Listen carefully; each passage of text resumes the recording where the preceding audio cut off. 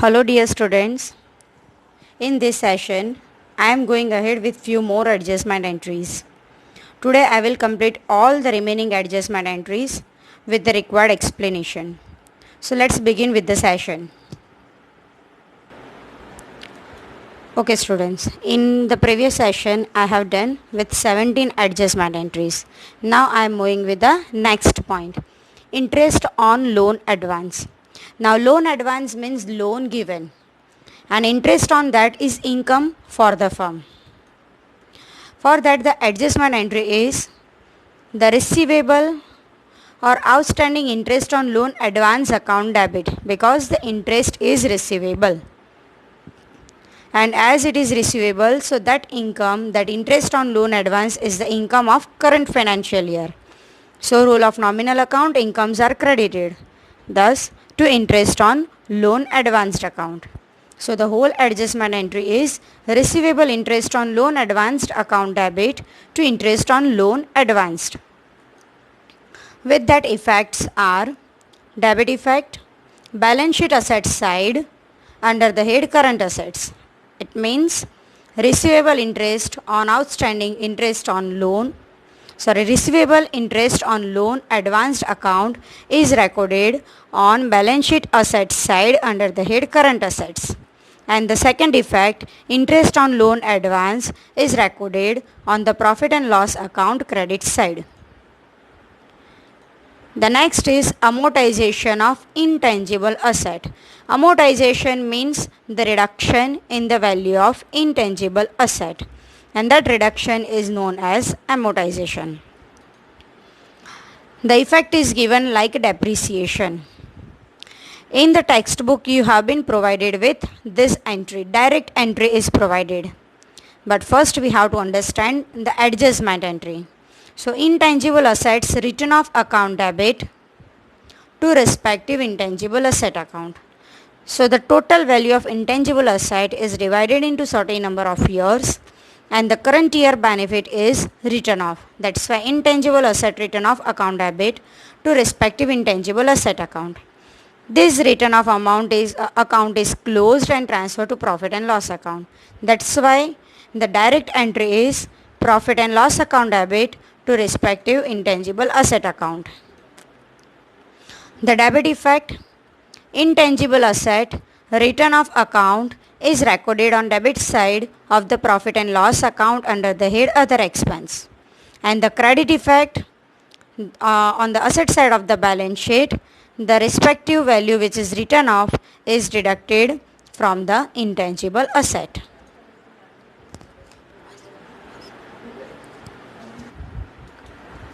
Next is unrecorded goods withdrawn for personal use. Means goods withdrawn for personal use but it is not recorded in the book.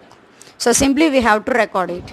So goods withdrawn for personal use entry is drawings account debit to purchase account. And with that the adjustment effect, the debit effect is partner's capital or current account debit side. Capital account means when the fluctuating capital account method is there, and partner's current account it means if the fixed capital account method is there. So with that the drawings account debit effect partner's capital or current account debit side, and the second effect that is credit effect trading account debit side minus from purchase. The next is goods issued for free sample. That means goods distributed as free sample and it is not recorded in books. So simply we have to record it. Now goods distributed as free sample, it is the kind of advertisement expense, and that's why advertisement expense account debit. Goods goes out other than sales, that's why to purchase account. So entry is advertisement expense account debit to purchase account. With that the debit effect is profit and loss account debit side under the head selling and distribution expense, and the credit effect trading account debit side minus from purchase. Now stationery stock. Now what is stationery stock? During the year the stationery expense has incurred. From that stationery expense particular amount of stationery remains unused. So that stationary expense is converted into stationary stock. Now when the stock is there, then stock is current asset. That's why stationary stock account debit, and that much amount of stationary stock is deducted from stationary expense, so that in the main column we can mention the exact stationary expense. That's why to stationary expense account. With the debit effect, stationary stock account debit, so it is mentioned balance sheet asset side under the head current assets. And to stationary expense, it means the credit effect is the stationary profit and loss account debit side minus from stationary expense. It means stationary stock is deducted from the stationary expense, and the net amount is mentioned on the debit side of profit and loss account in the main column, that indicate the exact stationary expense incurred during the financial year. Now writing of leasehold property. Now leasehold property is not the ownership of the business, but the property is taken on lease for certain number of years, that is for more than a year. That particular property will be utilized in the business for more than a year. That's why it is known as leasehold property, which is taken on lease, and as it is utilized for more than 1 year, that's why it is mentioned on the asset side of the balance sheet. Now the asset is taken for lease for certain number of years. So 1 year's lease is recorded in profit and loss account as the current financial year expense. And that's why the adjustment entry of it is leasehold property return of account debit to leasehold property account. In textbook you will find the direct entry. So this leasehold property return of account closed and transferred to profit and loss account. And that's why the direct entry is profit and loss account debit to leasehold property account. Due to this leasehold property return off, the profit of the year gets reduced, and that's why it is considered as an expense. It is recorded profit and loss account debit side. With that adjustment effects, debit effect, profit and loss account debit side under the head other expenses. Like depreciation, it is also recorded under the head other expenses. Credit effect, balance sheet asset side minus from leasehold property. So from the total amount of the lease, current financial year lease amount is deducted. That's why balance sheet asset side minus from leasehold property. The next is receivable interest or receivable dividend on shares or on other investment. Now interest is the reward of the investment in government securities or debentures, and dividend is the reward on the investment which is made in shares. Now as it is receivable income because the investment is done, so on the investment whatever the reward is there, it is known as income for the business. Now it is receivable, so we have to follow the rule of nominal account, and with that the adjustment entry is receivable interest or dividend account debit to respective income. Either interest is there, so to interest account, and if the dividend is there, then to dividend account.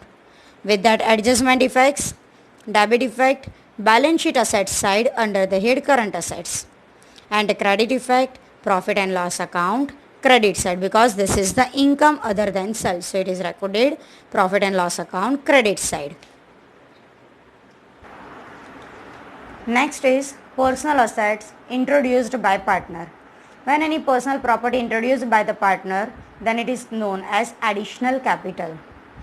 Now when additional capital is introduced, then whether it is fluctuating capital account method or fixed capital account method, it shows permanent change in the capital and it is credited to partner's capital account.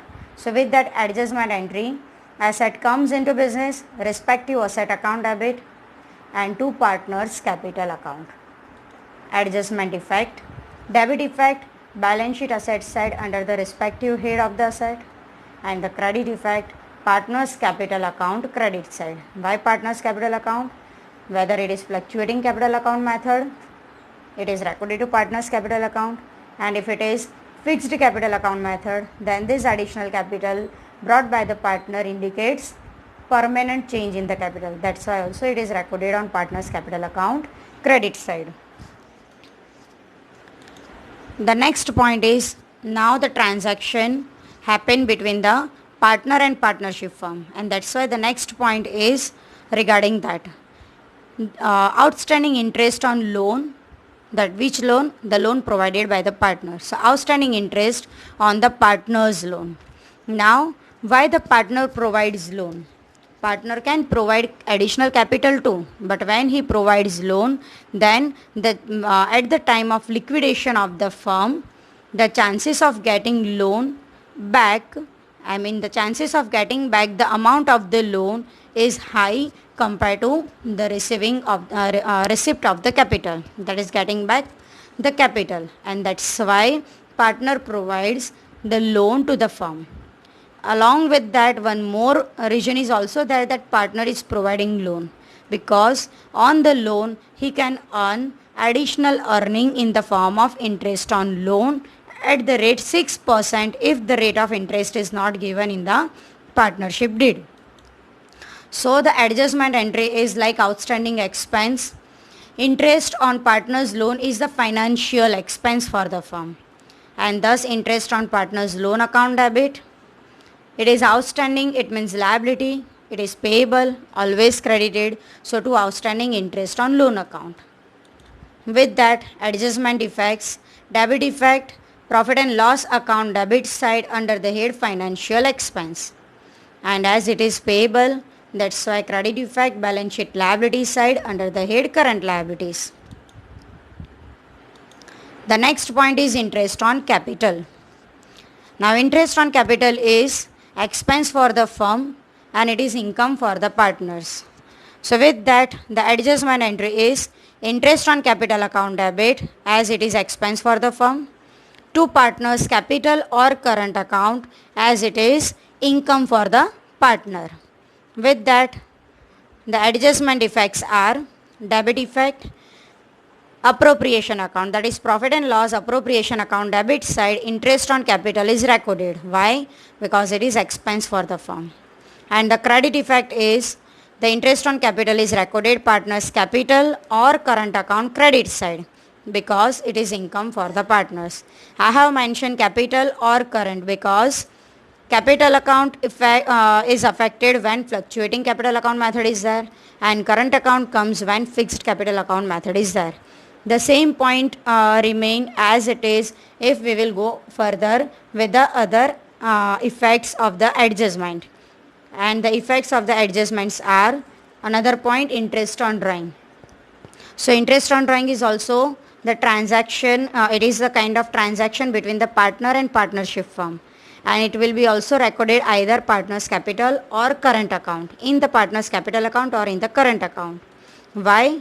Because either as per fluctuating capital account method, partner's capital account gets affected, and as per fixed capital account method, partner's current account gets affected. So with that, now interest on drawing is income for the firm and it is expense for the partner. As it is expense for the partner, that's why partner's capital or current account debit. And as it is income for the firm, so to interest on drawings account, incomes are credited as per the rule of nominal account. Thus, the debit effect, partner's capital or current account debit side. Why? Because it is expense for the partner. Due to expense, capital balance or current account balance gets reduced. Credit effect, profit and loss appropriation account, credit side. Why? Because it is income for the firm. Now the next is salary or bonus to the partner. Means a partner is entitled to receive salary or bonus.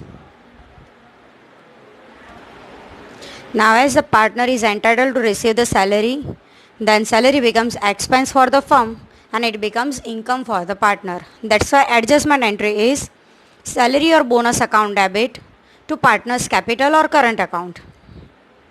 Adjustment effects are debit effect, salary or bonus account is recorded on profit and loss appropriation account debit side as it is expense for the firm. And the credit effect, as it is income for the partners, so the same is recorded on credit side of partner's capital account or current account. Next is interest on credit balance of current account. Interest on credit balance of current account is expense for the firm, but it is income for the partner. That's why adjustment entry is, as it is expense for the firm, so interest on credit balance of current account debit. And as it is income for the partners, so it is interest on credit balance of current account. So the effect is given to the current account. So two partners, current account. Adjustment effects, debit effect, interest on credit balance of current account is recorded profit and loss appropriation account debit side, as it is expense for the firm. And the same is income for the partners. That's why it is recorded on partners current account credit side. Now interest on debit balance of current account. Now debit balance of interest on debit balance of current account of partners, it is expense for the partners and it is income for the firm. Thus the adjustment entry, as interest on debit balance of current account expense for the partners, that's a partners current account debit. The same is income for the firm, that's why interest on debit balance of current account, which is credited which is recorded to credit side of appropriation account. So with that, the adjustment effects are, interest on debit balance of current account is expense for the partners, that's why partners current account debit side, it is recorded as I have already mentioned that expense, it is expense for the partners. The expense of this the partners becomes income for the firm. So interest on debit balance of current account is income for the firm. Thus it is recorded profit and loss appropriation account credit side. Now commission payable to partner. Now partner is entitled to receive commission. So this commission which is payable to partner is expense for the firm and it is income for the partner. Thus partner's commission account debit to partner's capital or current account. With that, adjustment effects are, debit effect, as commission is expense for the firm, that's why it is recorded appropriation account debit side, and the same is income for the partners, that's why it is recorded on credit side of partner's capital account or partner's current account. The last adjustment is related to transfer to general reserve. Now this transaction is not the transaction between partner and firm, but it is a transaction related to the firm's related to the stability of the finance. And for that stability, firm appropriates certain part of profit from the divisible profit to general reserve. And as the firm is appropriating profit to general reserve, the divisible profit gets reduced. And thus the adjustment entry for the same is profit and loss appropriation account debit. As it is transferred to general reserve, reserves are always credited. It has credit effect. That's why it is credited to general reserve account. Thus the adjustment effects are, debit effect, profit and loss appropriation account debit side, general reserve account is mentioned, and the second effect of the same is balance sheet liability side under the head reserves and surplus. So with this I have completed all the adjustments which are there in the textbook. Apart from this, you may find certain compensatory errors or some other adjustments which you will observe in the sums. When we will move with 11 marks long sums, then you may find certain other adjustments too. So at that time I will discuss the adjustment entry as well as the effects of the same. Till now, whatever I have completed, you have to simply revise. Thank you.